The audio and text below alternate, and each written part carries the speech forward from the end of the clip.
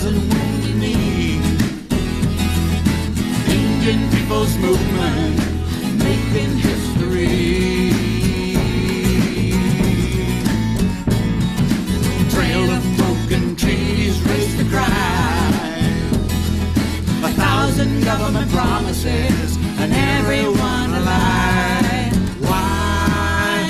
Telling you why. We got free Peltier. Free Peltier. Free Peltier. Free Peltier. Free Peltier. Free Peltier. Free Peltier. Free Peltier. Ain't no doubt about it. We got a free land of Peltier. Free land of Peltier.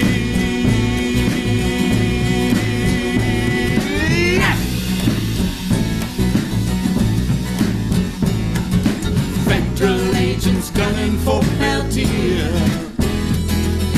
Leonard was a leader the government did fear. Took him to the courthouse to be tried. This was the same government committed genocide. Why? Telling you why. We got free Peltier. Free Peltier. Free Peltier. Free Peltier. Free Peltier. Free Peltier. Free Peltier. Free Peltier. Ain't no doubt about it. We got a free land of Peltier. Free land of Peltier. Yeah.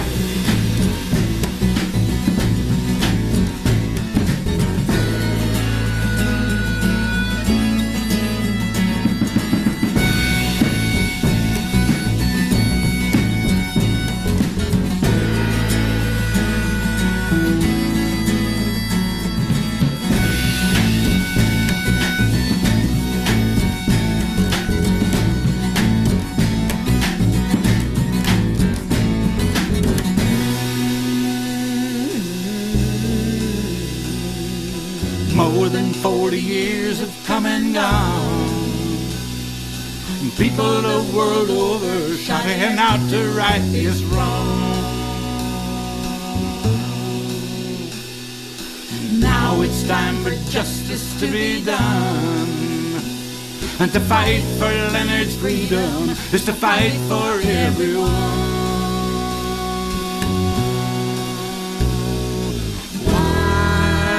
Telling you why. We got free Peltier. Free Peltier. Free Peltier. Free Peltier. Free Peltier. Free Peltier. Free Peltier. Ain't no doubt about it. We got a free land of Peltier. Free land of Peltier. Free land of Peltier. Free land of Peltier.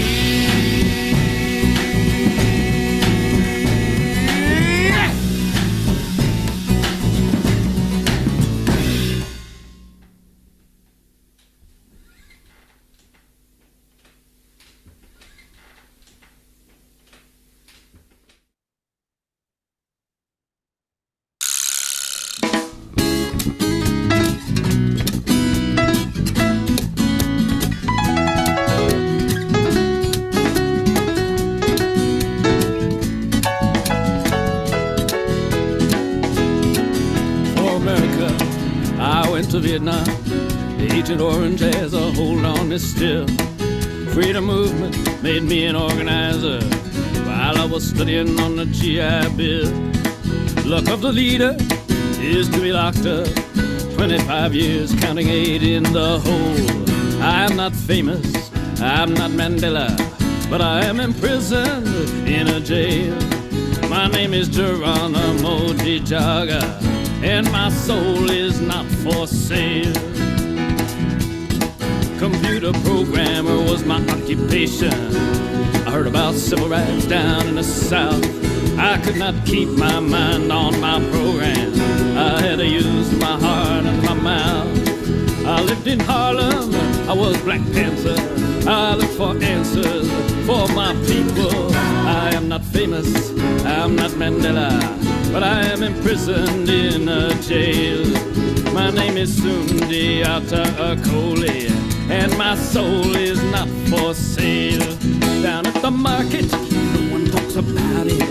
On the TV, you won't see this tale, but if you can see me, then they must free me. So won't you please lift up the veil?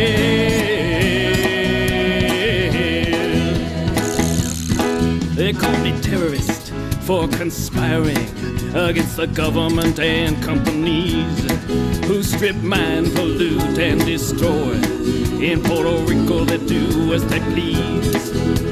They like to talk about freedom fighters, but not in their own backyard. They took my sister and me, we're doing 83, and there will be no bail. My name is Ida Luz Rodriguez, and my country's not for sale. Driving cab is a good way to pay the rent for a journalist who tells the truth. They've been after me since I've been after them. No, I did not waste my youth.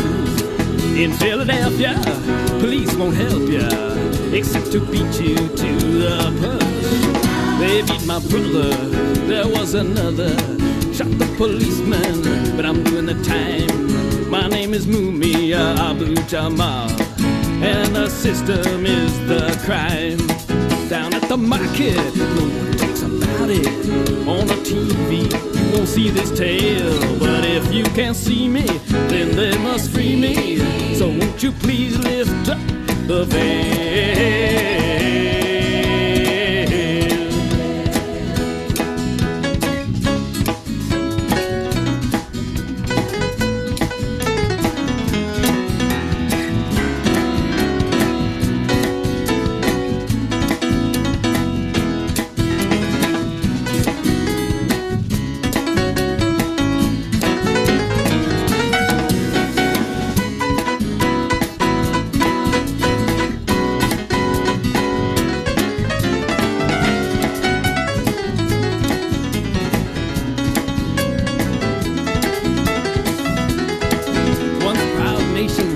Reservations, government goons come to terrorize. We had a duty to defend our family from corruption, guns, and lies. The FBI came, they played that old game, divide and conquer to maintain their power. I'm not famous, I'm not Mandela, but I am imprisoned in a jail. My name is Leonard Peltier, and this land is not for sale. Down at the market, no one talks about it. On the TV, you won't see this tale, but if you can see me, then they must free me. So won't you please lift up the veil? If you can see me, then they must free me. So won't you please lift up the veil?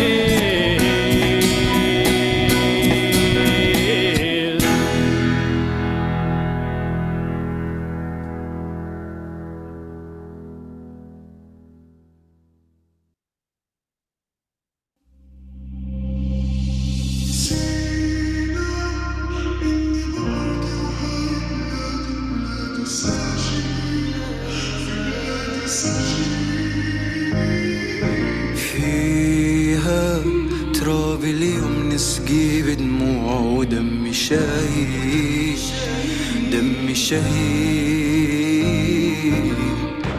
فيها قصة مكتوبة نصر طلعتنا إلنا من بحر النهر يا ما قلنا بكرة أحلى بس لا ما شفنا إلا قهر طلبنا بس حرية نعيش شفنا بس قتل وتهجير حتى نحكي لا ممنوع سجن حدود وسجن بتعبي وذنبه يا طفل الشهيد كان حلمه مستقبل زهيد واللي عايش طفل تاني بس أهله ميتين وباللي صاير فينا لا ترابك ما تخلينا ودم الشهيد فدك يا وطني تبلينا وراح اللي بوزينا وشكون اللي بينا والله ما توحش ناس اللي جواتني.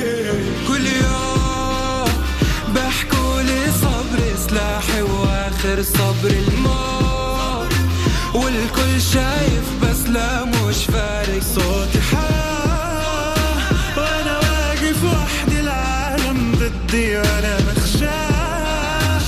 سلبوني روحي حتى الارض تعيش. مفتاح البيت بقلبي وانا راجع وبايدي ولدي، ولو كل العالم كان ضدي انا راجع يا بلادي راجع. البيت بقلبي وانا راجع وبايدي ولدي، ولو كل العالم كان ضدي انا راجع يا بلادي راجع. وين الحكام العرب وين القادة؟ اخواتي في غزة اليوم تتعرض للإبادة، وما كلمتينا من نصر ما شهادة. فلسطيني شهيد منذ تاريخ الولادة، وصبرا جميلا العدو سيزول. وين الأمة العربية حان الوقت لنثور. في بال وعد الحق يوفى وعد بالفور، وانا قلبي فلسطيني على في الأمور. كل الدنيا بلادي وأرضي في كل مكان، كل الدنيا بلادي من قديم الزمان. الفروق بيننا حدود، كلام على الورق مكتوب، والمكتوب أصبح قيود تمنعنا نشوف. قتلونا وهجروني وصار الحجر بيدي سلاحي، متلتم ابيض واسود كوفيتي هزر نجاحي، وبكفي كفاني جايل وبكفى كر اللي جاي. مفتاح البيت عالرقب بسدادي ما بتمايل. مفتاح البيت بقلبي وانا راجع وبايدي ولدي، ولو كل العالم كان ضدي انا راجع يا بلادي راجع. البيت بقلبي وانا راجع وبايدي ولدي، ولو كل العالم كان ضدي انا راجع يا بلادي راجع. إلهي رفعت يدي إليك بأن تفك كربي وهمي، وأنت المستجيب.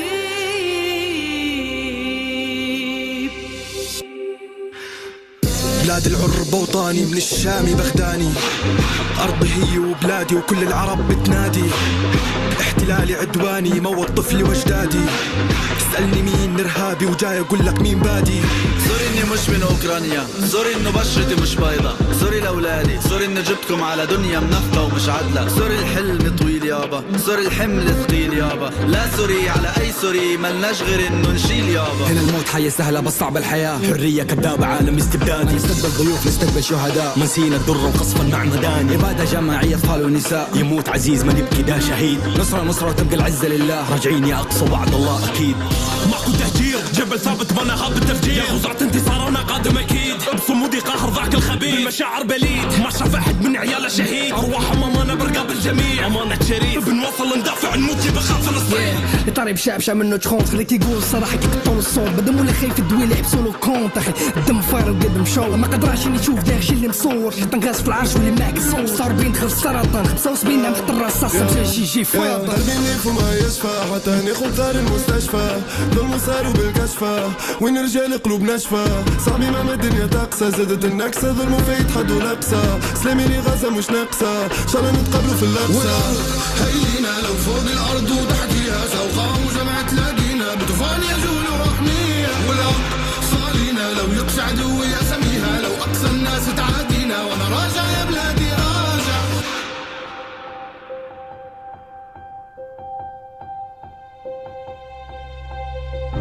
ليس لنا عون سوى أرسل لنا ربي خلاص. في روحنا شهد ثقال، في قلوبنا بلد وثار، وبروحنا وقلوبنا.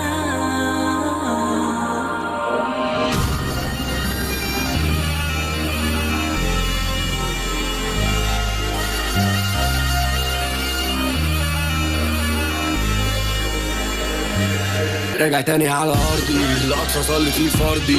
جاية معكم بطيران، أنا زميلي جاية معكم أرضي. فداي فداي فداي ماشي انا مش ماشي انا في مكاني على خط النار كل ليل ونهار ولو هموت في ايدي سلاحي حد ما يجي النسيم ورا ازاي نجيب احنا في صف العزيز سامحنا يا رحيم اننا عاجزين عمره ما كان تطبيع شوفنا السفاحين تقتل طفل بريء في دمه بتستبيح زيفوا التاريخ بدموع التماسيح قاتلي الأطفال صانعي الأهوال كاذبي الأقوال سارقي لا مال أطفالنا في الجنان عايشين بلدنا ومنا ما ماشيين أرضنا وفيها مسروعين عزل بدون سلاح لكن معنا رب العالمين رب العالمين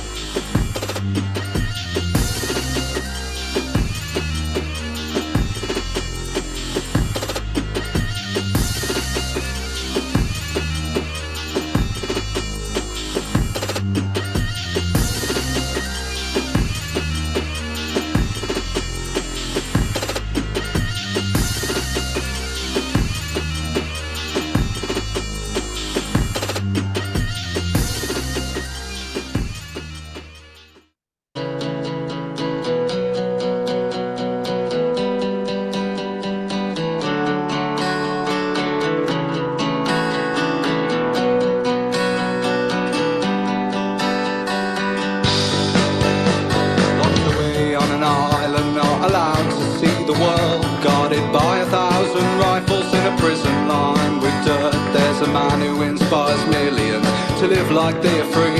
He's a guerrilla in the greatest sense, a revolutionary. And he took up arms in 84 to fight the Turkish state and protect the Kurdish people from another deadly fate. Some may call him a terrorist, but you know it's not that way.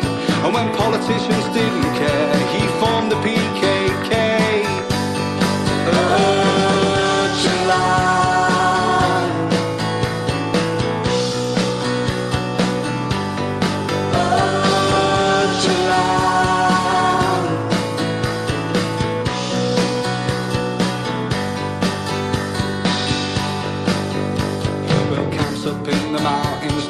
Attacks against the state for their years of persecution and their policies of hate. On a mission for the freedom of the people of his land.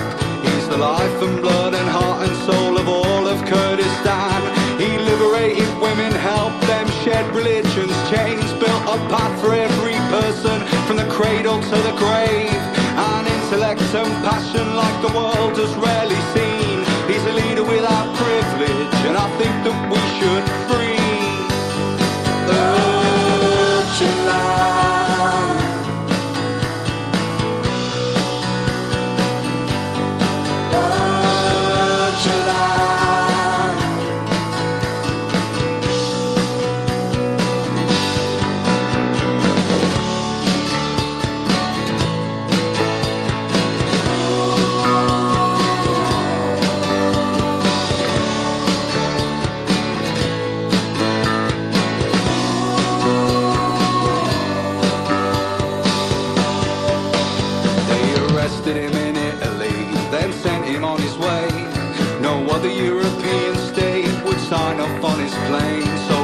Up in Kenya where he was finally betrayed by the hidden hand of the Secret Service and the CIA. They shipped him back to Turkey in a big public display, called the media and film crews before they locked him away, held a puppet trial, then had their once overturned. If they'd only take another look, I think that they could learn.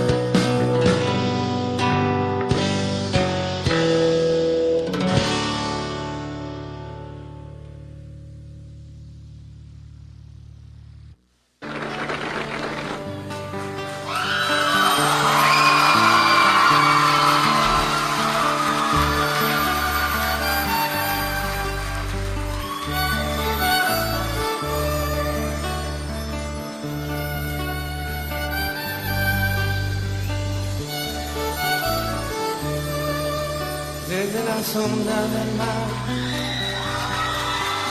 son besos a su orilla. Una mujer de Aguadilla vino a New York a cantar, pero no solo a llorar.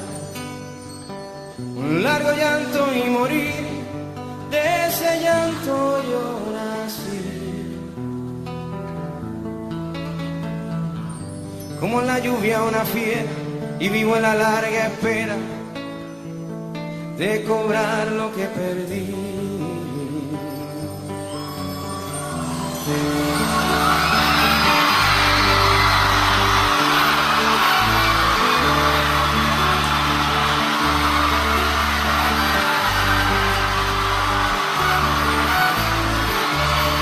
Por un cielo que se hacía más feo, más volar. A Nueva York se acercaba un peón de las Marías, con la esperanza decía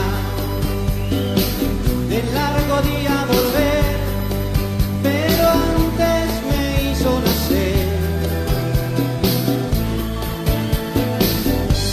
Y de tanto trabajar se quedó sin regresar, reventó en un taller.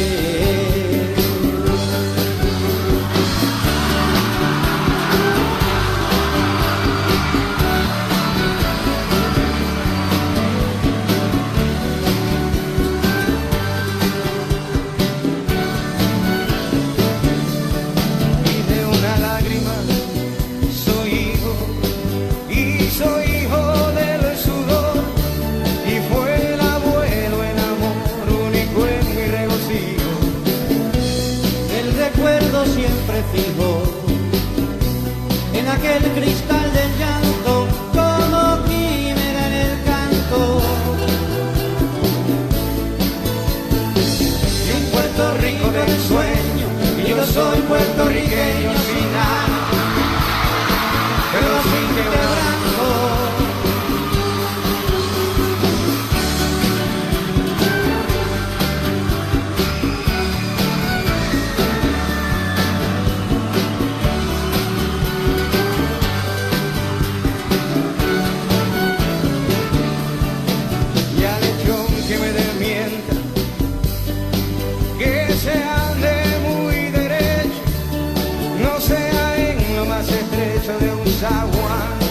Pague la prenda, pues según alguien me cuenta, dicen que la luna es una, sea del mar o sea montuna. Y así le grito al villano, yo sería borincano aunque naciera en la luna.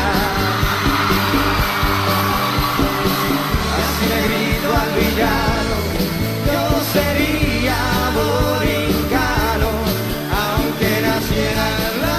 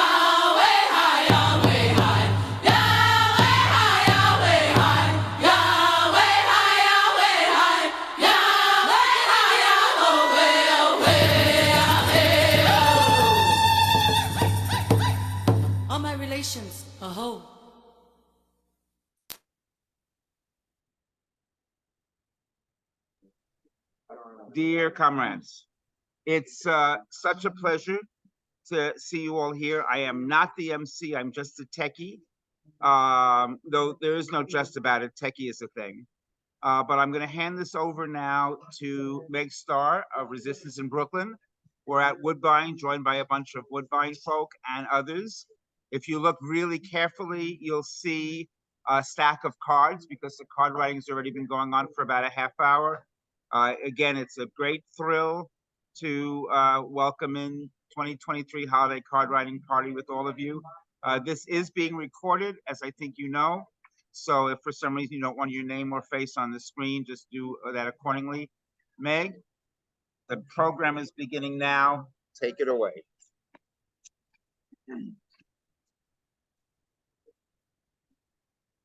Welcome to everybody.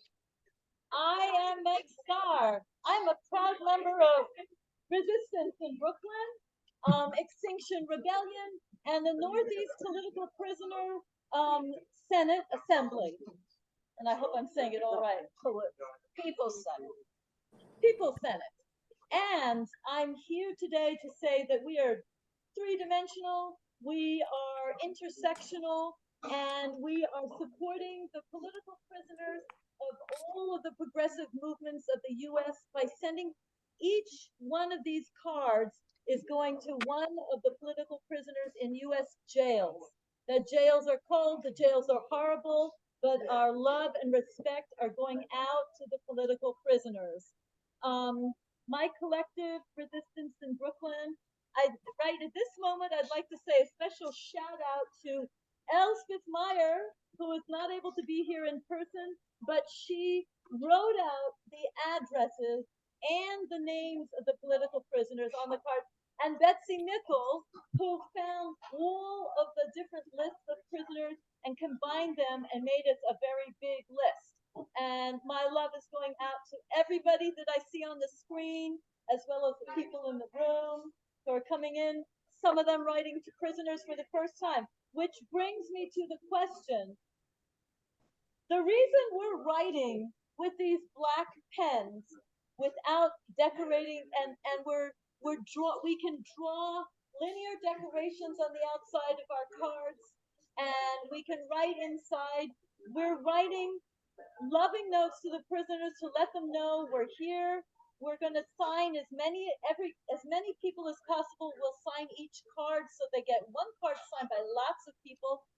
Some of the political prisoners have said to us when they were released from prison that this is one of their favorite events of the year, and that means we have to keep it going. So in our lists, my affinity group is a white anti-imperialist affinity group that for years has been in long-time alliance with the Black Liberation Movement, the Puerto Rican Independence Movement, the Native American nations, and all of the different peoples that are struggling within the white settler colony of the United States and trying to free ourselves. Because of that, we're so terribly close to the Palestinians that we are inviting a special guest today, Riham Barghouti, to give us an update on everything that's going on in Palestine, and that will be happening a little bit later in the program. I don't want to take up too much time because we're already running a little late as usual. So I'm going to go and turn it over right now to Matt Peterson, who is Bobby. Okay, here comes Matt. Matt, this is the seat. Matt Peterson is a member of the collective that's housing us, the Woodbine Collective, and keeping going, a progressive space going is an active action of its own. He's also a movie director. His most recent movie has just been playing in New York, Spaces of Exception. And here he is. Matt Peterson. More than half of Woodbine is cooking. Let's just give all of Woodbine a giving. And most of them. Thank you guys for coming, and I'm happy to have this event here again at Woodbine. And earlier today we had this discussion with Anthony, co-facilitating around Abdullah Öcalan. It's Öcalan Book Day. I don't know if people have talked about that already, but he's been in prison since 1999, so we did a discussion of some of his work to kind of bring him into the room. And Woodbine's coming on its 10-year anniversary here in Ridgewood, Queens, being an experimental cultural and community center. And Yeah, I'm happy to be here. I'm happy that you guys are here. So why it's on Sunday, aside from this, is we have dinners every Sunday and we have a seminar, reading group, discussion group Sundays at 5. And then that leads into a weekly community dinner, which is by the cooks are here working behind me. You can't see them, but they're making pierogies, different kinds of pierogies tonight. And then we just got a Christmas tree. We're going to decorate the Christmas tree here as well. But yeah, we're radical space. We had a big market yesterday to kind of do a fundraising event for Woodbine. To keep it going, Woodbine's a volunteer-run project, so no one makes any money. We're not a nonprofit organization. It's kind of experimental economic project as well, which relies on community contributions to exist. And we're proud to have existed for 10 years so far in New York, which is a difficult thing. So we hope we can continue to do that outside of normal capitalist relations. But I don't want to take up too much time and space, but thanks everyone for listening to me. And yeah, thanks, man. Thank you for hosting us. Our next speaker is from Resistance in Brooklyn Affinity Group. He's a former political prisoner. I'm proud to say he would refuse to talk to a grand jury about radical movements and spent a year in prison. This one's best suited. And he's been in ACT UP and health activism for years. Bob Lederer. Thanks, Meg. Great to be with all of you and for us all to be sending our love and solidarity to the political prisoners who were really happy this year. There are fewer than there have been in decades, thanks to all the struggles around the country that have been victorious. So that's a good thing. I'm going to talk to you briefly about a struggle that's white hot right now and it's gaining nationwide support. And that's the battle to stop Cop City in Atlanta, Georgia. Cop City is the name of a $90 million, 300-acre complex of facilities in the Weehawken Forest just outside of Atlanta, Georgia, which at one point was a slave plantation, then became a prison farm. Now it's a shooting range for Atlanta cops, and now they want a high-tech dormitory style to train cops in repression. And this has been in the works for more than 2 years, particularly since the uprising, the nationwide uprising that followed the lynching of George Floyd in 2020, and the uprising all over, that the police realized that things were going to get difficult for them because people are furious. And so they need to be prepared. And that's what this is about. And of course, it's very destructive to the environment of Atlanta. Would devastate the forest. Actually, a lot of it's already been devastated because construction is well underway. They're aiming to open it sometime next year. And there have been many forms of struggle. There have been tree sitting. There have been demonstrations in the woods, demonstrations in downtown Atlanta. The bankrupt city council, which incidentally is majority Black and all Democratic, has totally endorsed this, despite huge public hearings, which was massive opposition expressed. And now the Stop Cop City movement is working very hard. They have over 100,000 signatures on a ballot initiative to stop the tens of millions of city money that are subsidizing this along with private money.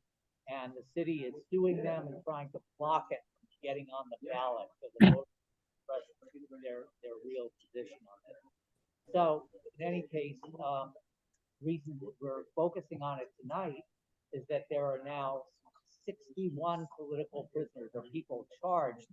Only one person is actually in prison physically because he's a person without immigration papers, and so he's in immigration detention. But the others are facing felony charges under the racketeering law and under anti-terrorism charges for their nonviolent resistance to protest. and they're facing many, many years in prison. So there's a big nationwide defense campaign.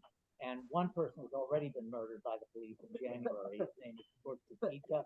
Their name is Tortuguita, a Venezuelan indigenous non-binary person who had been a tree sitter and completely non-violent, and the cops just executed him in cold blood in January. And so the movement really will always remember Tortuguita, remember that nation and that. So I'm going to leave it there. I'll just announce on a different case, but also in the southern U.S., a great victory last week, which is called the Tampa 5, which is 5 students from the latter-day reincarnated for Democratic Society who protested Governor DeSantis's anti-black, anti-queer. You all know what his policies are about. And their campus protests at the University of South Florida resulted in police brutality and felony charges, which last week, after years of national organizing, were dropped. And that's a great victory that those students will not be facing. I'll end it there. Thank you. Thanks, Bobby. If you enjoyed listening to Bob, remember that he's one of the people on Out FM, BAI Out FM, every 2 weeks on a Tuesday night, and they do amazing programming, he and his partner. And now, I am going to go here. It's a particular honor to introduce Riham Barghouti. She's a teacher and a member of Abdallah, New York City, as well as a founding member of the BDS movement. So she can speak to a number of different concerns.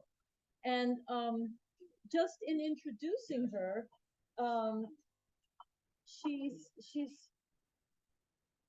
it's in this incredibly difficult period of time for the Palestinian movement. You know, the same way I think political prisoners become an inspiration because they're enduring within prison and they can hold their politics down and everything else they do. The same way the Palestinian movement in Palestine right now is like an inspiration to the entire world. It's showing up some of the issues in the world very deeply, and it's not by their choice that they are where they're at, but they are one of our inspirations. And so I have more time than I thought to introduce her. Go ahead, she's right here. I think she can. I will take another minute. I want to go back over another thing because we're talking about intersections of movements right now. And there's this strong intersection between the Palestinian movement, the Black liberation movement in this country, the progressive Jewish community who don't want their religion used in this way. All these connections are being made. Another thing that we need to look at in the growth of the of the Cop City, the Cop City in Atlanta is the first in a planned group around the country, and they are a response to the Floyd rebellion. And one of the things they are also in Atlanta is they're a moment where the environmental movement and the Black liberation movement have joined hands. And that represents something particularly challenging to the state. And it's always good to look at what are the fault lines, what are the things that are challenging. Our love and alliance is always challenging. So, Riham, are you ready to be to start? Because yes, I'm ready. I just chatted with Matt to enable me to share the screen because it's still disabled. I think you have to make me a co-host, Matt. Gotcha. And no, don't, Maggie. And I'm also dealing with some volume issues here, so everyone can hear you loud and clear. but Right. we are at least hearing you a bit. And Riham, take it away. I think you should be able to share screen now. Perfect. Yes, I can.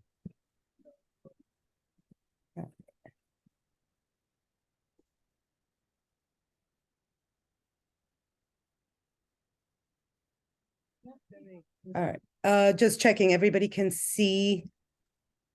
Oh, sorry. Hold on.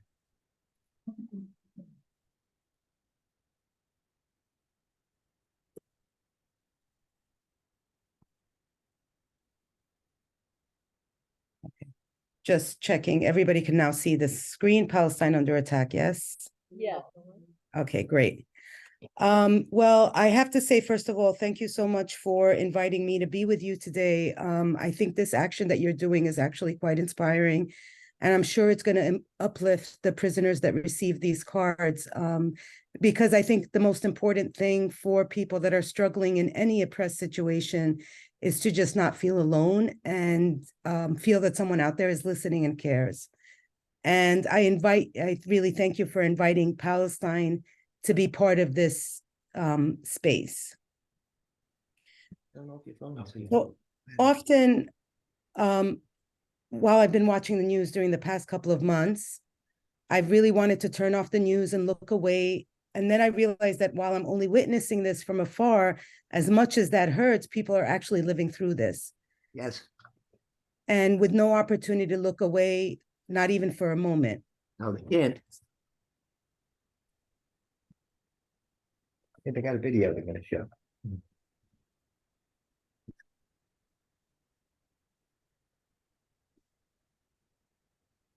41% of the more than 17,000 people killed are children.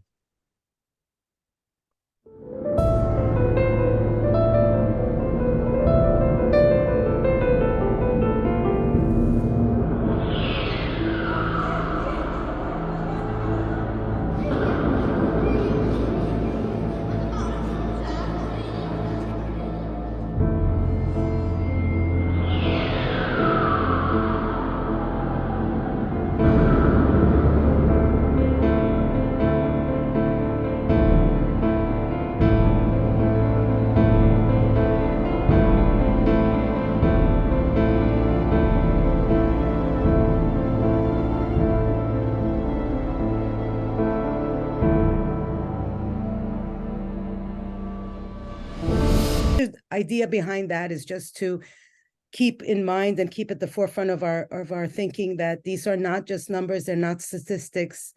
And even as hard as that is, the statistics from this video, which is by Visualizing Palestine, that was posted 11 days ago, are already horribly outdated.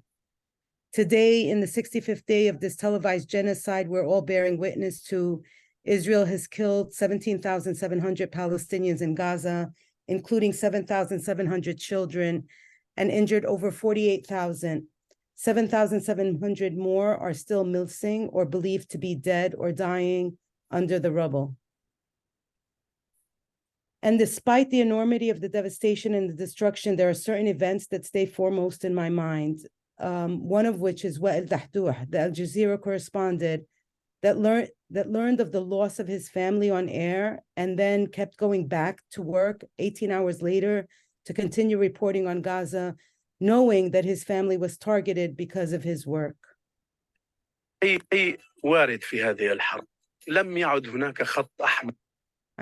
just going to move on with the video, but in the video, Wael Dahdouh says that he learned from an Israeli press person that the hit on his family was targeted and intended. And he talks about how that is the epitome of moral depravity, to carry out revenge against the journalist's family for doing their job. Another image that keeps coming up into my mind is Palestinian children playing in a crater in a UN school after the school that was bombed, the school that they were seeking refuge in was bombed. The school had been housing hundreds of displaced people, or the image of Palestinian children playing in a bombed out kindergarten, because children always try to find joy and happiness. And the image of this little girl asking the doctor who was trying to clean her wounds Is this dream or is it reality? Did they really just bomb my house? She keeps asking him over and over, and he says, you're going to be okay. She says, I know I'm going to be okay, but is this a dream or is this real? Or the image of Elma, who's a 13-year-old girl who is stuck under the rubble. She asks the rescue workers to save her family first, and then she quickly changes her mind and she says, no, no, no, you can save me first because then I can help you find them. This man filming the aftermath of the bombing of El Fakhura school, another UN school housing hundreds of displaced people in Jabalia refugee camp. And he walks around and keeps on saying, Hasbi Allah wa ni'mal wakil, Hasbi Allah wa ni'mal wakil, trying to place some of this huge burden that he's carrying into God's hands. Or the image of these men that were held by Israel, a man describing how Israeli soldiers stripped them, forced them to walk barefoot without water, writing numbers on their hands, and then making them watch as a bulldozer digs a huge trench, leading them to believe that they were going to be massacred on the spot. Israel to date has displaced about 1.7 million of the 2.3 million Palestinians living in Gaza. It's bombed houses, schools, hospitals, other medical facilities, places of worships, bakeries. And Palestinians in Gaza are generally living without food, water, fuel, electricity, shelter, and under constant bombardment, believing that it is just a matter of time before they or their loved ones are killed. Jihan Al-Farah, whose family is in Gaza, tell her, we are facing certain death. If you don't die from the bombs, you will die from starvation, cold, or disease. There is nowhere left to go, and there is no safe place in Gaza. In the West Bank, the Israeli military has also been carrying out daily raids on West Bank cities. Yesterday, a large convoy of Israeli military tanks and bulldozers bombed 2 houses and detained 11 people in Tubas in northern West Bank. Today, the Israeli army carried out raids into the West Bank in Kalandia refugee camp near Ramallah, Nablus, Tubas, Budros, and Tul Kerem. And at least 273 Palestinians have been killed in the West Bank since October 7th. In addition, Palestinians in the West Bank also have to deal with Israeli settler attacks, which have been increasing for many years. Settlers are now using the world's focus on the war on Gaza to increase the ferociousness and brutality of crimes being carried out against the Palestinians in the West Bank, reaching unprecedented heights with at least 308 attacks being carried out since October 7th. Israeli Jewish settlers are bulldozing homes, threatening civilians, destroying schools, beating up Palestinian farmers, stealing olives, burning homes, cars, and trees, and using violence to force Palestinians out of their homes and villages under the full protection and the assistance of the Israeli occupying army. Thank you, babe. Thank you. The atrocities that are being carried out today are merely an escalation, albeit an extremely horrifying one, of the Israeli settler colonial regime that has since before the establishment of the State of Israel sought to deny Palestinian existence, in a word, and ethnically cleanse Palestinians from their land in action, to perpetuate a myth that Palestine was a land without a people for a people without a land. For Palestinians, what is happening now evokes our collective memory of the catastrophe that befell us with the founding of the State of Israel in 1948, what we call el-Nakba. During the Nakba, nearly 500 villages were destroyed, entire Palestinian towns were depopulated, and approximately 800,000 Palestinians were exiled to make room for Jewish, mainly European immigrants, to create a Jewish state in the land of Palestine. Since then, Israel has carried out a systematic campaign aimed at ridding the historic land of Palestine of all its Palestinian inhabitants. Israel has killed tens of thousands of Palestinians, injured hundreds of thousands more, stolen over 2 million dunams or 500,000 acres of land in the West Bank to build over 280 settlements and build an apartheid wall that displaces the indigenous population, cuts Palestinians off from their family and land, work and schools and medical facilities. And Israel controls all of the movements of all Palestinians, not just in and out of the occupied territories, but between the towns and villages closing and opening roads and checkpoint gates at will. In Gaza, Israel has carried out no less than 5 wars on the people who have lived under a brutal Israeli siege since 2007. Children in Gaza have known nothing but war, destruction, imprisonment, and loss of life, family members, and home. Even inside Israel, Palestinian citizens of Israel, who comprise 20% of the population, live under what Amnesty International has described as an apartheid system. Palestinians live under a cruel system of domination with 65 laws enshrined to ensure they would never have equal rights. This includes Israel's nation-state law, which states that only Jews have national rights in Israel, and establishes Jewish settlement, i.e. the displacement of Palestinians, as a national value. Israel is carrying out an unprecedented crackdown on domestic dissent or show of support for Gaza, not just among Palestinians, but among Jews. And in effect, since Israel was established, it has carried out a systematic policy aimed at compelling Palestinians to capitulate to Israeli oppression, accept their inferior place in society, to die, or to leave.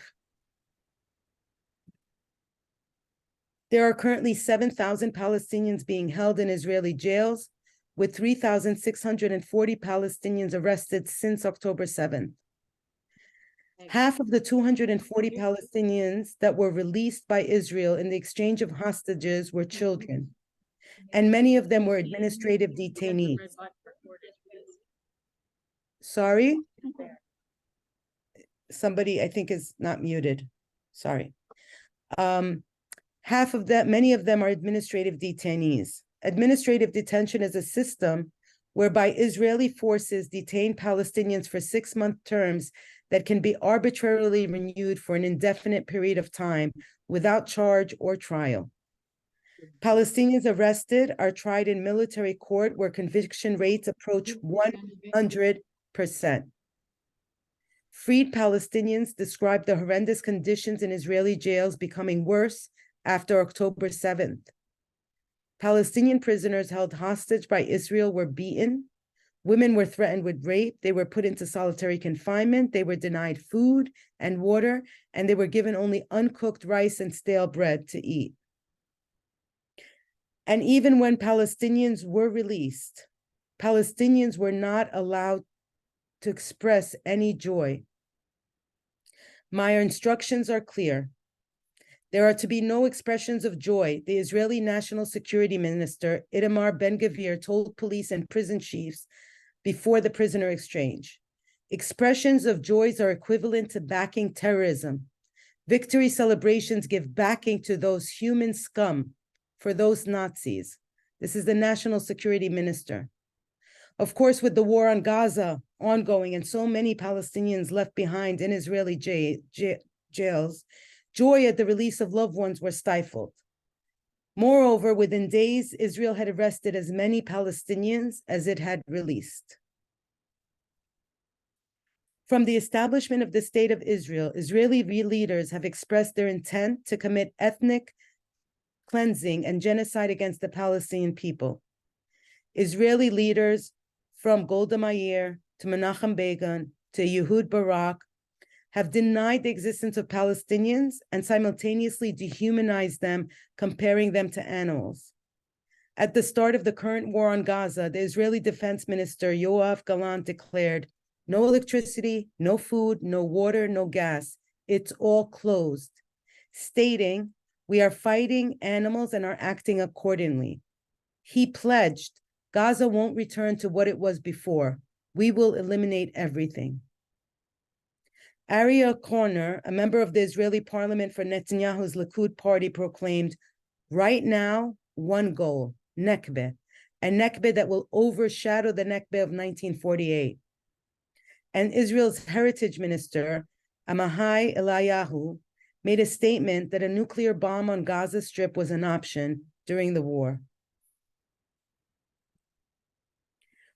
World leaders have long sheltered Israel from any condemnation or criticism, allowing Israel to commit exceedingly brutal and barbaric attacks against the Palestinians and violating not only international laws, but the laws of their countries. Not only is the US administration funding the Israeli war on Gaza, fully aware of the atrocities that Israel is committing, it had the audacity to ask Al Jazeera to tone down its coverage rather than asking Israel to tone down its assault. However, Israel and the US are more isolated than ever before. The US and Western governments' complicity, funding, leading, justifying, and blocking global accountability of Israel's crimes has irreparably damaged their reputation in the global community. People are mobilizing. Millions are participating in protests and civil disobedience actions around the world. People are lobbying Congress, carrying out phone banks, doing direct actions and fundraisers, all calling for a permanent ceasefire. Here in the United States, there are a number of national organizations that are working tirelessly to end Israel's attacks on Palestinians and standing in solidarity with the Palestinian struggle, and using that platform to change the discourse on Palestine and Israel here in the United States. So as difficult as the moment is to fathom, as we carry out our actions to demand an immediate ceasefire, we are also building for the day after. After 75 years of Israel's regime of settler colonialism and apartheid, there must be a price to be paid. And we begin by ending our own links of complicity. One of the most effective tools for this is mobilizing actions in support of the Palestinian call for boycott, divestment, and sanctions. BDS is an effective tool to not only express solidarity with the whole of Palestinian society, but to offset the harm we are doing by ending our own complicity as to US taxpayers in Israel's crimes and violations of international law. Lest we forget, the United States, and therefore we, have sent $14 billion in emergency aid, in addition to the $3 billion Israel gets annually from the United States. The BDS demands encompass all sectors of Palestinian society, calling for an end of the occupation of all Arab lands, an end to the apartheid regime and full equality for Palestinians living inside Israel, and the right of return of all Palestinian refugees. This includes 2/3 of Palestinians that are themselves already displaced refugees living in Gaza. Inspired by South Africa, the US civil rights movement, and a history of use of boycott in the Palestinian struggle, the Palestinian call for boycott, divestment, and sanctions came out in 2005 and was signed by over 170 civil society organizations. BDS is a nonviolent movement that opposes all forms of racism and racial discrimination, including Islamophobia, anti-Semitism, anti-Black racism, anti-Arab racism, sexism, xenophobia, and homophobia. The BDS movement builds up and exposes the power of people in the face of governments who refuse to take action. BDS provides a tool for intersectional struggle, as targets of the BDS movement are often complicit in other social justice issues, including gender justice, climate justice, Black rights, Indigenous people's rights, and immigrant rights. Targets of the BDS campaign often violate human rights here in the world as well as in Palestine. For example, G4S is a global security company providing equipment and services to Israeli prisons and Israeli military checkpoints. In the US, G4S operates privatized juvenile detention facilities and works alongside Homeland Security to detain and deport people across the US-Mexico border. Through a concerted global BDS campaign, G4S lost millions of dollars in government contracts, and in December 2016, sold off its subsidiary in Israel. Deadly Exchange, for example, in 2017, JVP launched, in coalition with a broad range of partners, for Movement to Black Lives and the Red Nation, to end US-Israeli police and military exchange programs. And in 2020, the ADL, the Anti-Defamation League, which was supporting and funding these exchanges, stated that they would consider ending these exchanges as a result of the campaign. There's also been a long campaign against Elbit, which is Israel's largest weapons manufacturer.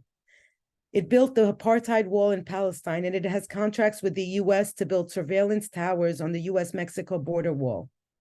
Major European pension funds and French insurance company AXA divested fully or partially from Elbit systems. There are numerous ways to participate in the BDS movement, from cultural, academic boycott and sports boycott, to divestment campaigns, and increasingly calls for sanctions and a military embargo against Israel. Since the start of the war on Gaza, we have seen numerous BDS actions around the world. The Progressive Workers Union and environmental workers declaring their support for Palestinian freedom and a commitment to boycott. The United Auto Workers calling for a ceasefire and pledging to look into their economic ties with Israel. The Belgian city of Ghent announced that it would no longer purchase from companies that profit from occupation. The mayor of Barcelona decided to suspend all institutional ties with Israel. Major trade unions in India, representing over 100 million workers, issued a statement calling on the Indian government to cancel all agreements with Israel. Dock workers in Barcelona and Italy walked out and refused to handle cargo and weapons bound for Israel.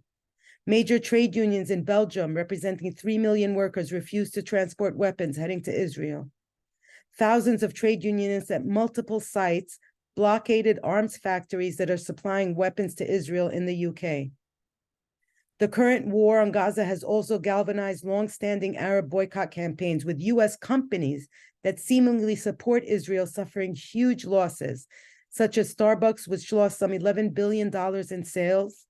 In Egypt and Jordan, businesses like McDonald's and Domino's are reportedly empty. Turkey, Chad, Jordan, Bolivia, Chile, Bahrain, Honduras, Colombia, and South Africa have also recalled their diplomats from Israel in protest of the atrocities Israel is committing. These are just a few examples of actions that people are taking. The humanity and the strength that Palestinians in Gaza are exhibiting in the face of the atrocities they are living through should inspire all of us to do what we can to immediately stop this genocide and begin to hold Israel accountable. We have no choice but to keep struggling, and will continue to do so until there is freedom, justice, and equality in Palestine. Thank you.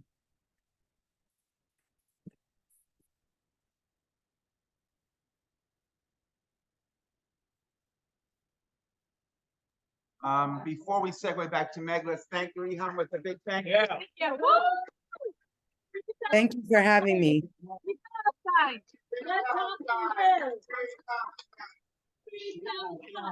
Free Palestine! Free Palestine! Free Palestine! Yes.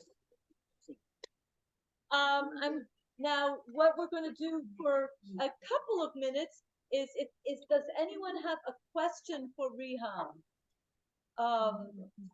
And I will also check the chat. Go ahead, Eileen. Hi, Riham. Thank you so much for the presentation. And I've been a supporter of BDS for a long time, but I was just wondering, in the current circumstances,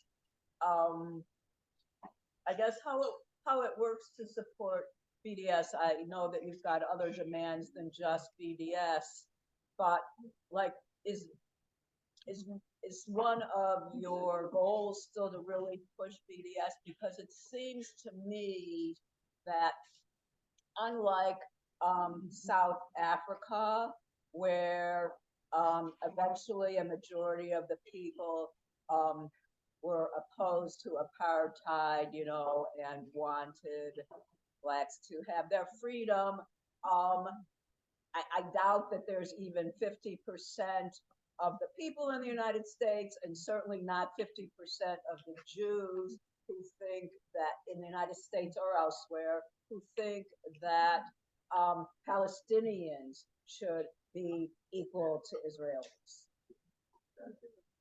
Yeah, that's a really good question. So first of all, I think that our South African partners that have been supporting us throughout our, since the call and even previous to the Palestinian call for boycott, divestment, and sanctions, often remind us that they began calling for BDS in the 1940s. And their anti-apartheid boycott calls really took about 50 years to get to the point where people were knowledgeable about it, and it impacted so much the US and the UK that the US and UK kind of had to finally capitulate and join that anti-apartheid movement. And I'm in that, I mean the governments, not the people, because the people are way ahead of the governments in most cases, right?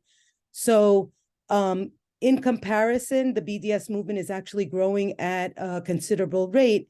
Granted, we have things like social media and the internet, which has definitely strengthened and made it more visible for boycott, divestment, and sanctions. But the question is, we know that the majority of Americans probably are not informed, as they're not informed on most issues, right?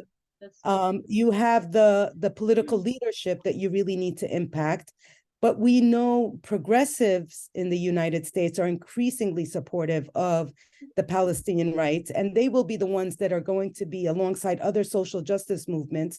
So when Black Lives Matter, connect with the Palestinian struggle, when other indigenous social justice, climate justice activists during the COP28 kind of saying Palestine is a climate issue, that's the type of solidarity and interconnectedness that we need. And that's what makes us feel like, even though it's going to be a very difficult, challenging road ahead, but really what is the option is, as people in the United States or other places are wanting to support and stand in solidarity with Palestine, beyond going out and doing protests, really, what can we do? Humanitarian aid obviously is not enough as long as the bombs keep on falling. So the only thing that we can do is use whatever leverage or privilege that we have to kind of counteract the power that Israel right now is wielding, because it is immense power and it is very challenging.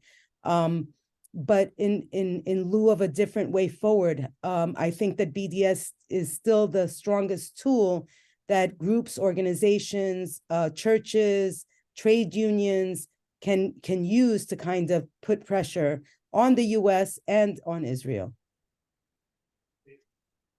Riham, thank you so much. Let's give Riham a round of applause. Thank you so much. Thank you for inviting me. Really, thank you so very much. We're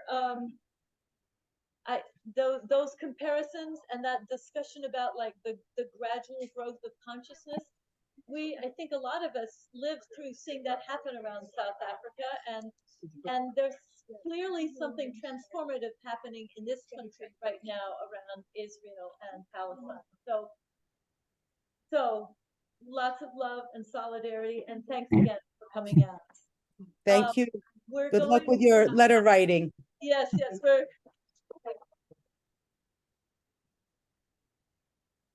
and now we're moving to Betsy Nickel, who is another member of Resistance in Brooklyn and the Mumia Coalition.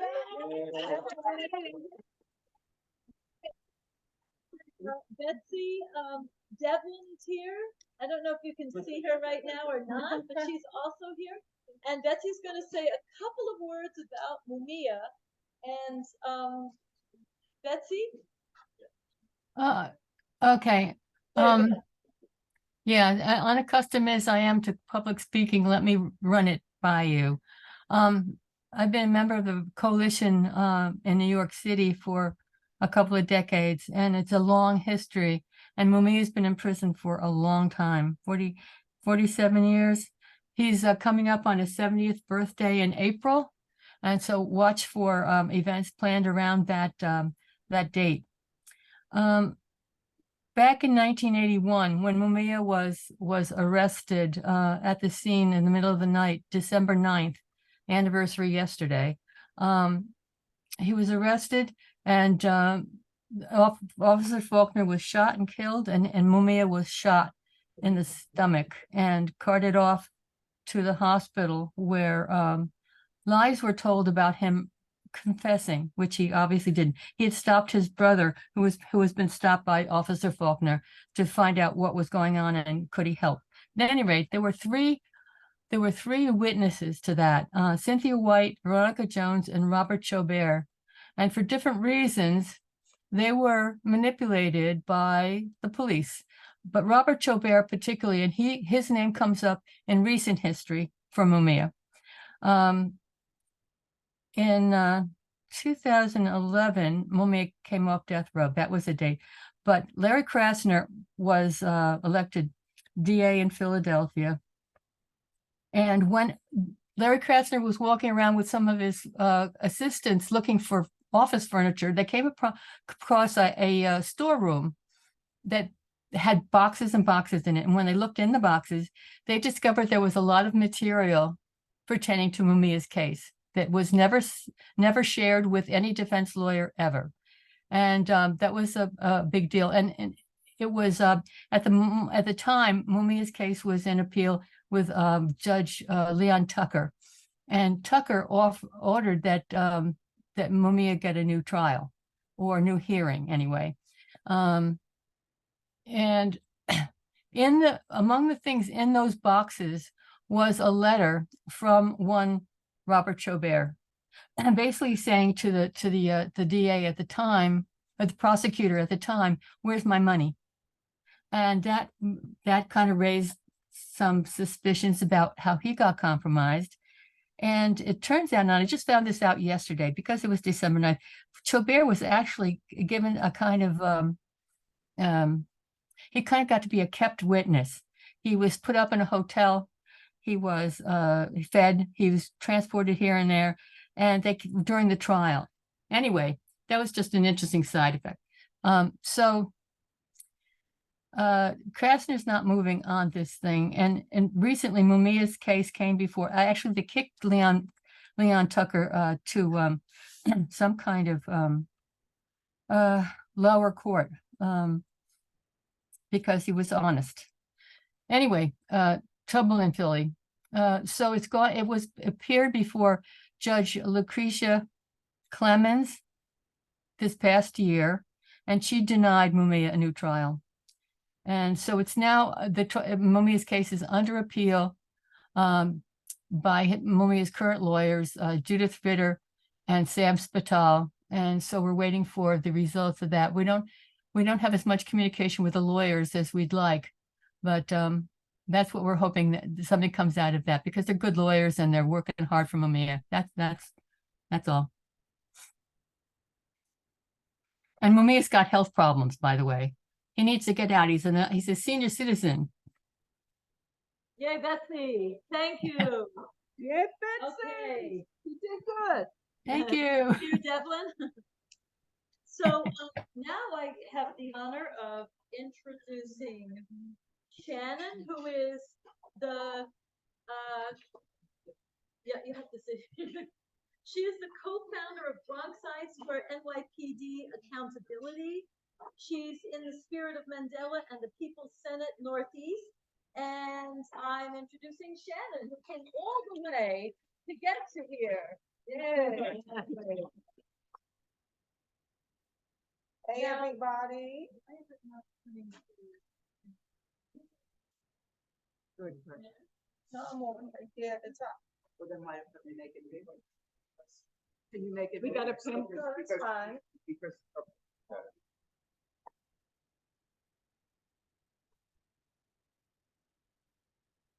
our tech person's gonna change the view for our benefit, but I think all of you guys can see me, right?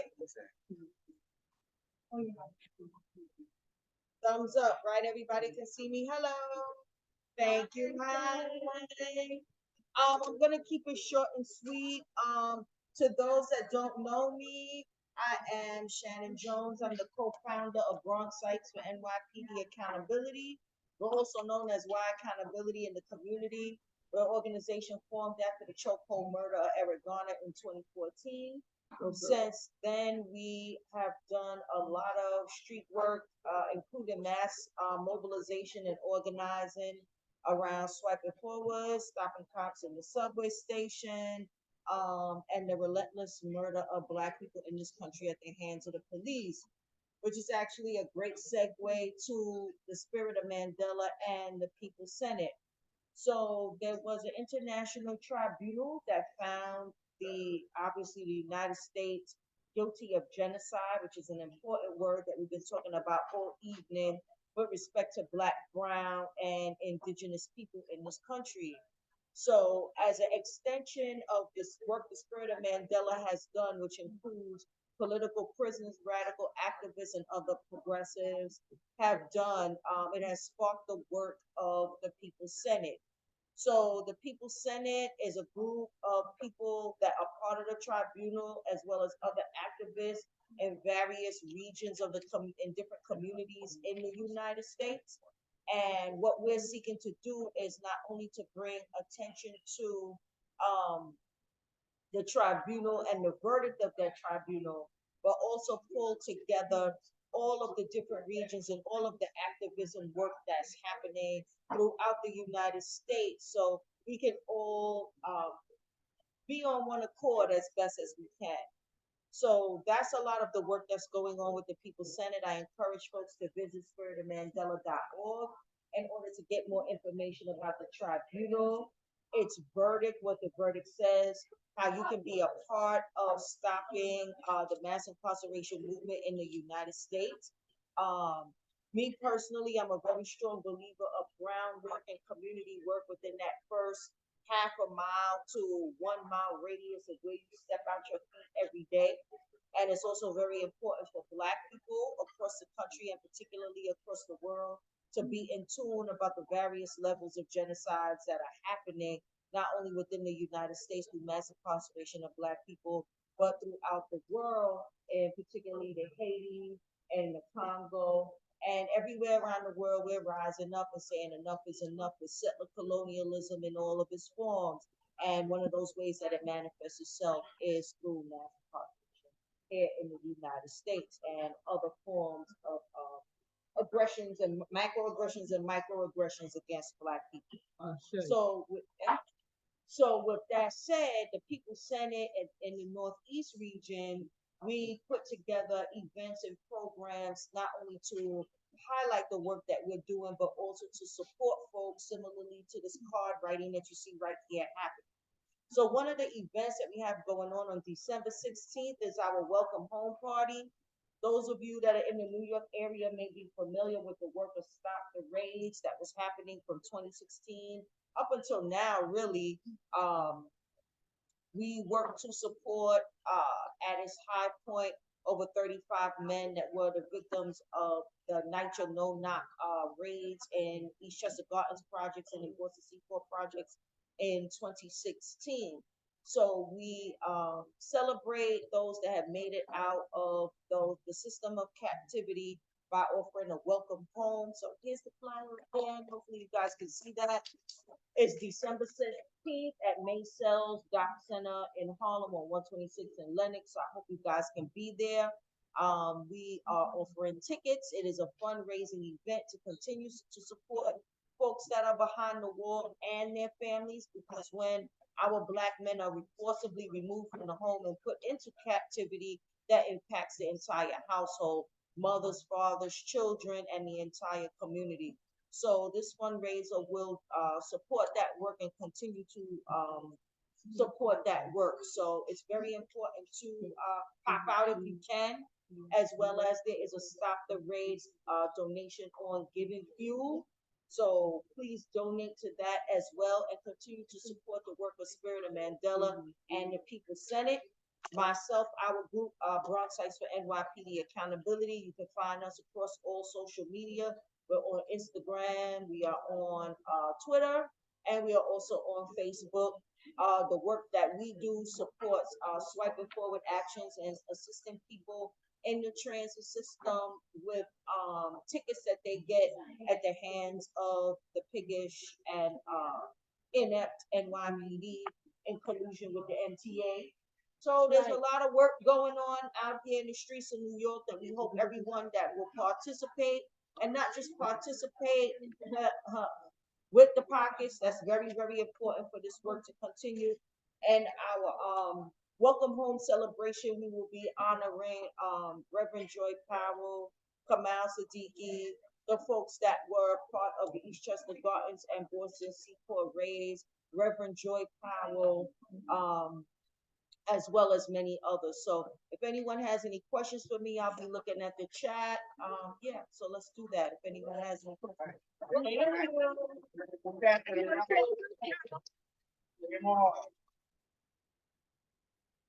Thank you. Thank you, everybody. Checking the chat questions. You might see me bend over and check the chat. We're a little out of time, but we will check it. We'll Okay, check it. We'll get back. thank you. Oh, let me put this in the camera. Building the People Senate. All right, let's hear it for Shannon. Thank you. Just introduce them. Okay, people, I just want to say one thing before I introduce our amazing next speaker. What I want to say is this. We've had a few technical glitches with fundraising, but if you look on our screen, there is a way to email to Resistance in Brooklyn to find out more information about how to do the fundraising. The best way, of course, is to go to the party on the 16th, but you can also be in touch with Resistance in Brooklyn. As a collective, we are going to put together something for the people who need the funds, but we also would love to direct you to the different sources so that you can send funds. And if anyone here would like to add, we're going to pass a hat around as we go on to our next event. Now, we are about to have a real treat. It is an honor to announce Dennis Leroy Kangalee, who's a writer, a monologuist, an actor, a director. He is someone who he produced and was in as an act of protest. And he's working on right now an amazing version of the tragedy of Hamlet. He's deeply political and deeply artistic, both at the same time. And it's a great honor to have him come and perform for us at this time. And I'm going to tilt this up because I don't think you can see him that way. I don't know if you want to stand or sit. Your choice. Yeah. Okay.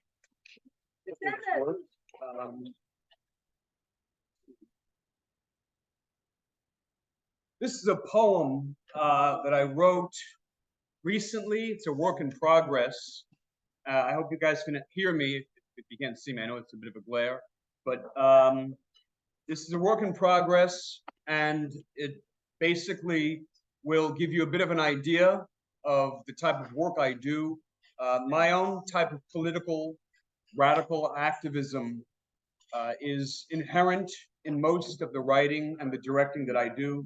I am the director of the Kangalee Arts Ensemble, which is a new nonprofit theater company that conflates theatrical techniques, classical techniques, with radical politics. This poem that I'm going to read is a little bit of a dip into my imagination, so just kind of bear with me, go with me on this. The poem is called The Fate of a Notebook. It is a kind of a collage of real poems, imagined conversations, texts, fictional diary entries with two very real people. One is dead, John Berger. The other one, Layla Khaled, the Palestinian freedom fighter, who is still very much alive, and a fictitious prisoner. So here we go. I'm going to jump right into it. In 2011, I received a message from the writer and the Marxist John Berger. Dear Dennis Leroy Kangalee, I'm searching for words to describe the period of history we're living through. To say it is unprecedented means very little, because all periods were unprecedented since history was first discovered.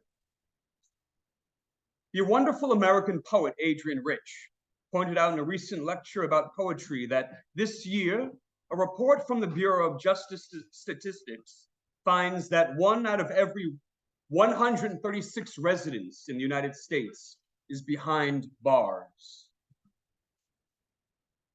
unconvicted, in jail. Similarly, what if 1 out of every 136 residents of the USA was a poet or revolutionary? When you take to the streets, you can see this. If demonstrations are rehearsals for revolution, plays then are their pep talks. When actors have the passion of activists and activists the imagination of actors, the cultural revolution can exist alongside the social one. Liberation is a forced and balanced existence. Prisoners become particularly sensitive towards liberty, not as a principle, but as a granular substance.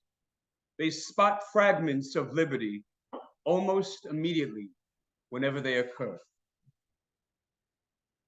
Cut to a letter from Layla Khaled, the Palestinian resistance fighter, from a cell in Ealing, West London, 1970, and at her home in Jordan yesterday.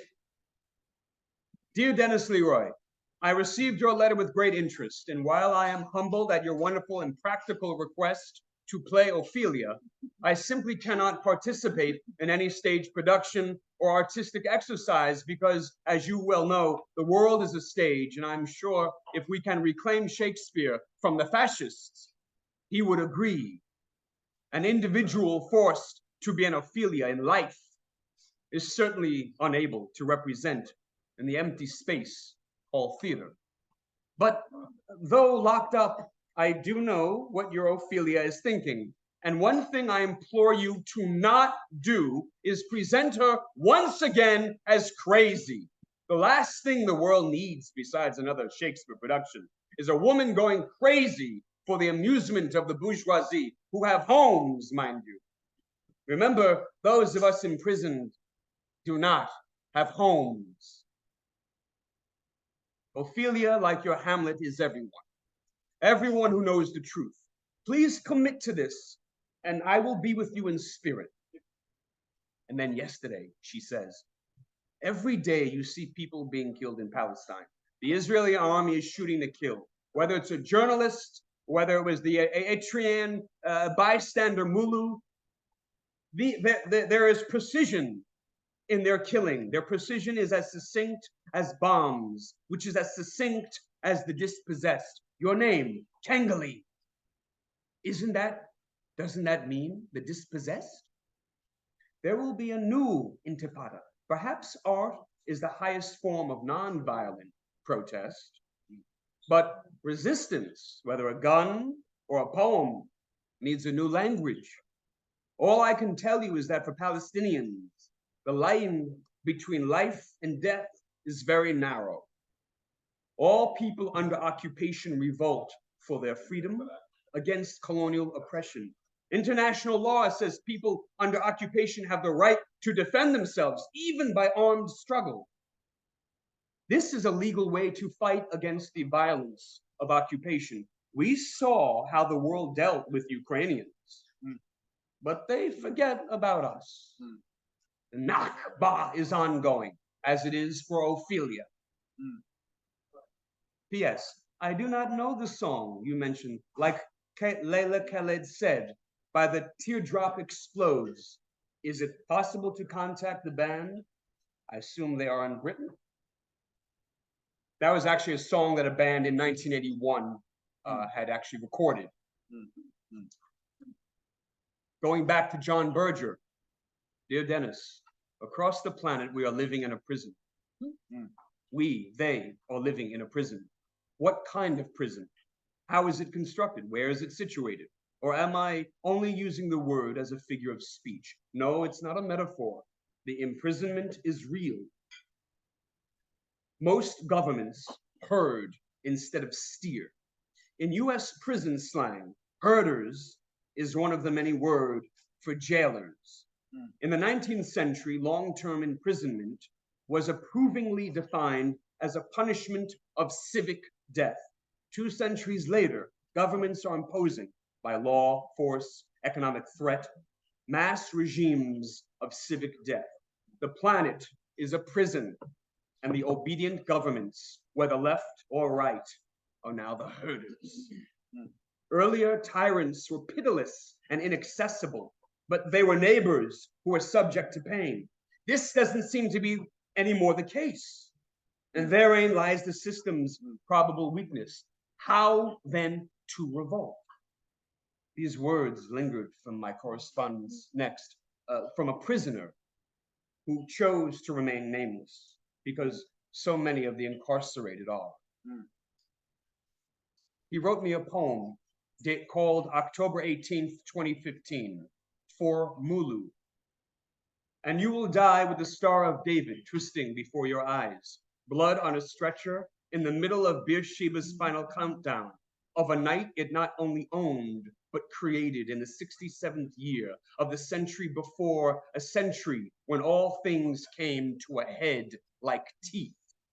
The fatal blow is not the sound of little lost shoes doing a jagged tap dance along the gravel at Dachau, but hearing the words of its Nazi guard echo in the mouth of a Jewish spinster who achieved a crooked morning glory by sending the final death blow into the body of a brown man with a boot heel that had more certainty than Missalt from Camus' The Stranger. An Arab, an African, all the same.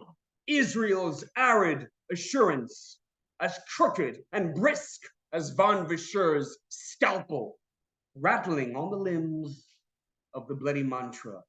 You will die with the Star of David burning in your eyes. Dennis, this is how we live. This is what goes on. Everywhere, somewhere. Israeli security forces said a 21-year-old Arab citizen of Israel opened fire in a southern Israeli bus station, killing an Israeli soldier and wounding 10 people. This Eritrean man, Zerhoma, died of his wounds after an Israeli security guard fired at him, apparently thinking he was the shooter. CCTV revealed an Israeli security guard shooting this African man as he crawled on the ground, and even outraged Israeli news sites said the man was kicked by bystanders as he lay in a pool of blood. My friend, we have sowed the seeds of Kitty Genovese. Thank you. Wow. Wow. Let's hear it. Dennis Leroy Kangalee. Let's give it up. Dennis Leroy Kangalee. Thank you, guys. Thank you.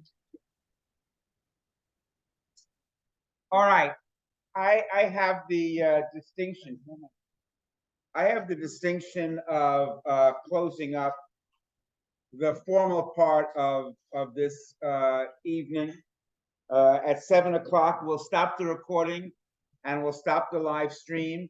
And I invite all of you to have a toast and have a bite to eat, as we will hear with our comrades in Woodbine. Let's give it up one more time for everyone at Woodbine.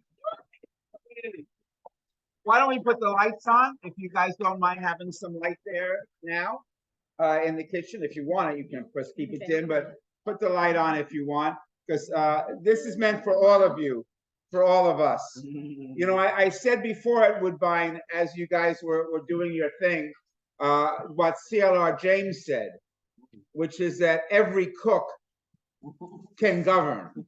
So I'm going to ask you to be our representative assembly the next time we have elections here in Queens. Oh, yeah. Yes, thank you. Thank you, Woodbine. Thank you, all of our comrades at Woodbine and related.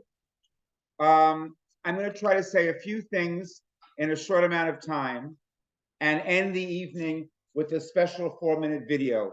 It's very, very hard for me to speak closing, especially following Dennis Leroy Kangalee, especially following my comrade Shannon. 2 exemplary and amazing presentations. And as Shannon was talking, I got silly because in walked another leader of Spirit of Mandela Coalition Coordinating Committee member, Tag. And so to have Tag and Shannon and Dennis here and all of you here is of course an honor. All of you on the Zoom as well. But what a space we are together, virtually and in person.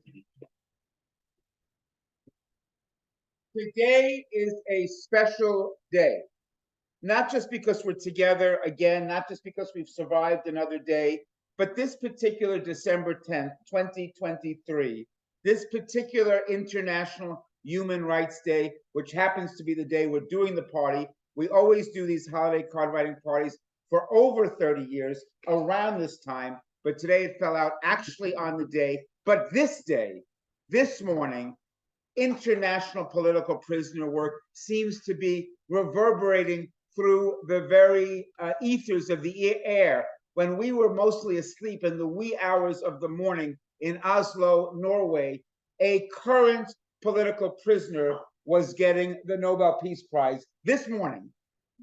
An Iranian feminist who was represented by her daughters and said in her acceptance speech this morning, and this is, of course, Narges Mohammadi from Iran, she said, writing from Evin prison in Iran, accepting the Nobel Prize, she said, "I write this message from behind the high, cold walls of a prison. I am a Middle Eastern woman and come from a region which, despite its rich civilization, is now trapped amid war, the fire of terrorism and extremism. I am," she said, "an Iranian woman, a proud and honorable contributor to civilization, who is currently under the oppression of a despotic religious government. I am a woman prisoner who, in enduring deep and soul-crushing suffering resulting from the lack of freedom, equality, and democracy, has recognized the necessity of her existence and has found faith. More violations have been perpetrated of the Universal Declaration of Human Rights than of any other international convention," she told us. What is the solution, she asks? Has the time not come for the world to urgently find a unified and coherent solution? It is my belief, Narges Mohammadi said, that the globalization of peace and human rights is more fundamental and effective than the globalization of anything else. That's this morning from Oslo, Norway, from behind the walls of Evin prison in Iran. So we began this broadcast, those of us here, writing these letters that we've been writing. And virtually, and in the background here, we began and ended the playlist with songs focusing on Leonard Peltier. So we have a special focus, I think more than ever, on Leonard, whose case seems to take special significance this year. But in addition, I can't help but note, and Shannon spoke about it articulately more than I can say, but here I am wearing this t-shirt. And this is a Spirit of Mandela t-shirt. It was not produced that long ago. Spirit of Mandela is not that old a coalition. And this t-shirt has the name of 11 Black Panthers on it. And I have a particular message about this, the same way I have a message about that Face Reality poster that someone put out 30 years ago, when there are over 100 US political prisoners that we were writing cards to, and now there are less than 25. The news is good in some ways, but it is not all good. And of course, as I do this next bit, I have to remember and call our comrade Daniel McGowan, who now cannot be here because he's running a bookstore on Long Island, Tiny Raccoon Books, yay, and our comrades at Anarchist Black Cross, because of scheduling reasons, couldn't co-sponsor this event, but have co-sponsored with us many years. And I say about these 11 Panther prisoners, only 4 of them are still in prison. But the news is not all good. We are excited that Jalil Muntakim and Sundiata Akoli are with us today. Jalil, a member with Tag and myself of the Spirit of Mandela Coordinating Committee. But we are sad, bittersweet, that Rochelle McGee, Matulu Shakur, Russell Maroon Schultz, Chip Fitzgerald died recently in some cases, seeing some freedom for only a few moments. And we are angry. We are enraged that Ed Poindexter died in prison just a few days ago. And we must commit and recommit that no more political prisoners are allowed to die in prison without at least a huge uproar. They must come home. So the four on this list, I'll say again, Imam Jamil el-Amin, Mumia Abu Jamal, Veranza Bowers, Kamau Sadiki, and of course Shannon said wasn't one of the elder Panthers, but a younger sister, Reverend Joy Powell, and of course Peltier, and many others. So we say, free Leonard Peltier, free Imam Jamil el-Amin, free Kamau Sadiki, free Reverend Joy Powell, free Eric King, who has a new book out, an environmentalist who co-edited a book of Voices of Political Prisoners. Free Dr. Aifa Sadiki, free all US political prisoners, free the land, but not just that. Free Julian Asange, free Simone Trinidad, free Marwan Barghouti, who is a relative of Riham Barghouti's, who is with us today, one of the leading Palestinian political prisoners, and free all Palestinian political prisoners. Free Abdullah Öcalan. Some of you know here at Woodbine that before we began at 5:30, there was a study group reading the name and reading the works and talking about the works of Kurdistan political prisoner Abdullah Öcalan. This day, December 10th, 2023, is also an important day because books and readings for Öcalan are going out around the world today as people are reading his work and are reflecting upon the contributions that he's made, that he continues to make from inside prison, and that the Kurdistan Rojava movement continues to make. And we're going to hear a special message at the very end of my talk, which I'll get to in a second. But we say, free Abdullah Öcalan, free Narges Mohammadi of Iran, free Barakat Habtayes and all Eritrean political prisoners, free all imprisoned Israeli Defense Force military resistors, free Vasily Dmitry Vitalevich and all Russian military resistors, free Yuri Shelekhenko and all Ukrainian conscientious debtors and prisoners for peace, free Julius Ayektabe and all Amazonian prisoners of conscience, free all Western Saharan freedom fighters, political prisoners languishing in Gedem Izak, free Puerto Rico, free Tibet, free West Papua, free Kashmir, free the land. And I'll close by putting on a simple tape, but profound, because the words should come as we are coming in an international way. We talked about Öcalan and the contributions of Rojava, and Nilüfer Koç was able to get to us today a brief message just special for this event, which will play as the closing of the formal part of our time together. I'll introduce her, I'll play the tape, which was made just a couple of hours ago, and then we'll say free them all, free the land, and good night.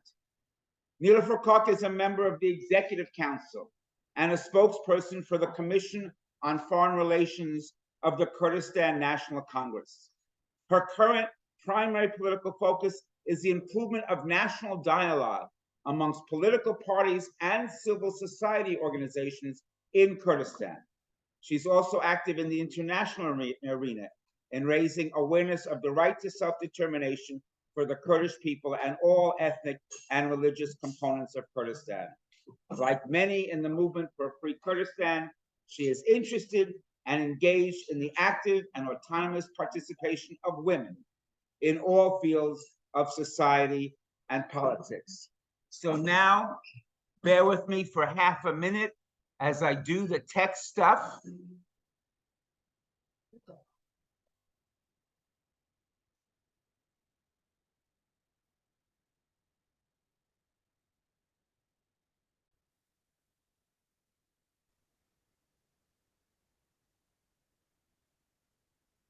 Hi, everyone. Good afternoon. Thank you for this opportunity to speak to you or to make a call to you regarding the solitary confinement of the Kurdish people's leader, Abdullah Öcalan. He is now since 24 years in a prison island in Turkey.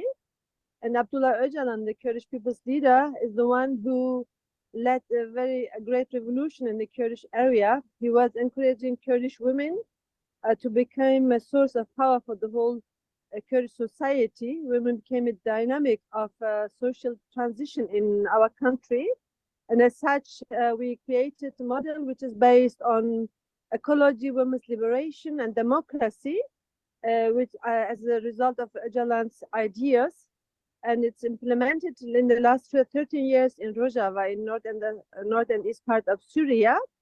And for all those reasons, he's being punished because his ideas have been inspiring not just the Kurds, but also the people who are with whom we are living in coexistence in north and east Syria, with the Arabs, the Turkmens, the Armenians. So we have been able to show the world that solution is possible if you liberate yourself from nationalism, if you liberate yourself from sexism, if you liberate yourself from every kind of capitalistic way of life. So freedom under very harsh circumstances like we are now experiencing in Rojava through Turkish attacks. We are daily attacked by the Turkish army in Rojava, in Iraqi Kurdistan, in northern Kurdistan, in Turkish-occupied parts of Kurdistan particularly. Whoever is going to talk about women's freedom, democracy, or Kurdistan, or the issue of the Kurds is punished or imprisoned in Turkey. So let's say Turkey turned Kurdistan to an open prison, actually. And we do believe we can solve the Kurdish problem, and asking the Turkish government as a priority to lift the ban on Öcalan, to lift the kind of torture which is imposed on him, because since 33 months we haven't heard anything about him. We have been writing to several international organizations, but without any response. So it seems there are deals between these international organizations and Turkey. As you can imagine, priorities are given to interest politics. So our hope is that together with our friends, we can liberate him from this inhuman system of torture on the prison island of Turkey. And I would ask you to start a campaign from the US, whatever you send in postcards or you write letters to the president of Turkey to liberate Öcalan as a precondition for the solution to the Kurdish cause. And solving the Kurdish problem next to the Palestinian will bring more stability to the region of Middle East. So there are two main problems of the region. One is the Palestinian issue, and the other one is the Kurdish issue. And I do believe that the Kurdish one is next to a solution, but we need your support. We need your solidarity. And I hope, and I wish, and I have called for solidarity from your side. Thank you. Nilüfer, always an honor to have you with us today. We say free Öcalan, free all of Kurdistan, free all political prisoners, and free the land. And I think now we're saying the same thing here. Thanks to everybody who participated and did your work, and free all political prisoners, free the land. Free the land, free all political prisoners. Free Palestine. Free them all. Free them all. Free them all. Free them all. Free them all.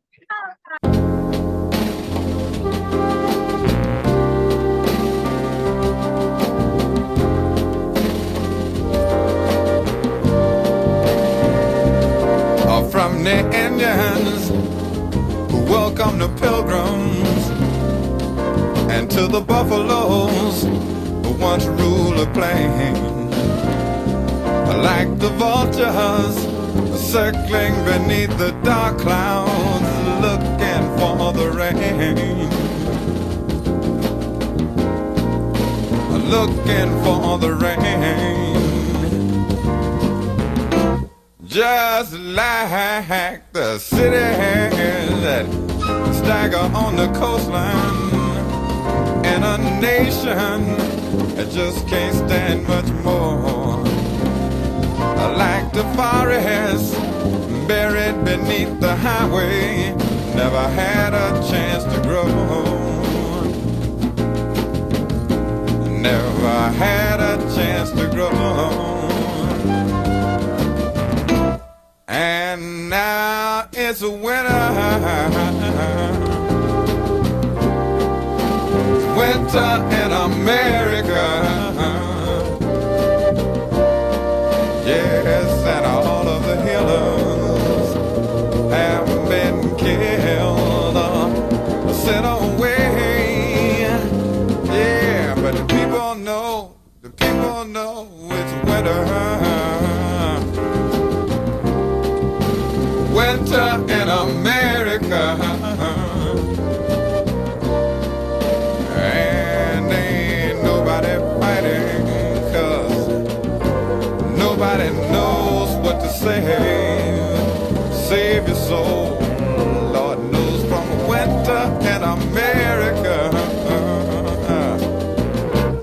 The Constitution, a noble piece of paper, with free society, a struggle but they died in vain.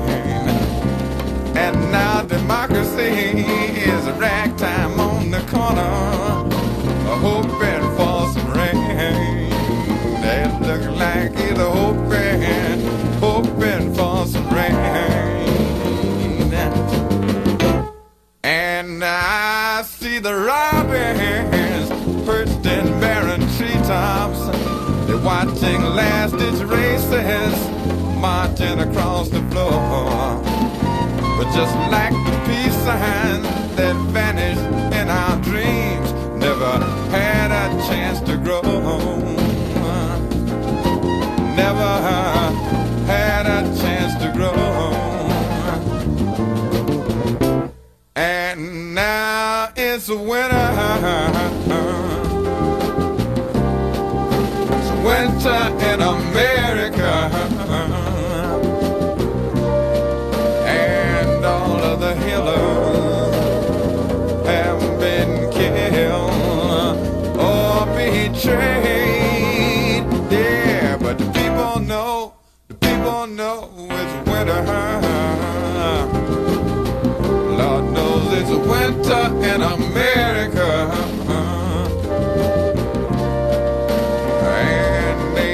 Nobody fighting, 'cause nobody knows what to say. Save your soul from a winter in America. Stick.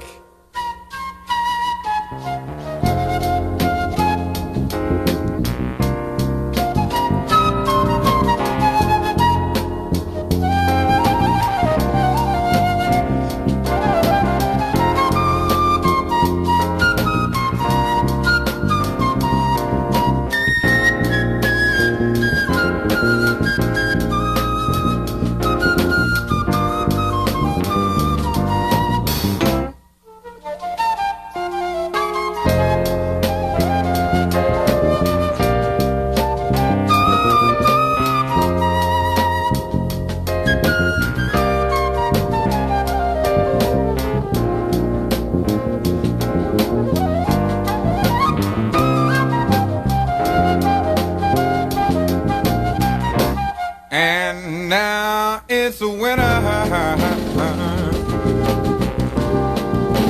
winter in America,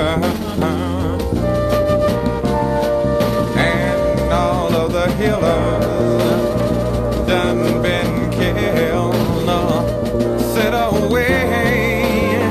Yeah, the people know it's winter. Winter in America, and ain't nobody fighting, 'cause nobody knows what to say. And ain't nobody fighting, 'cause nobody knows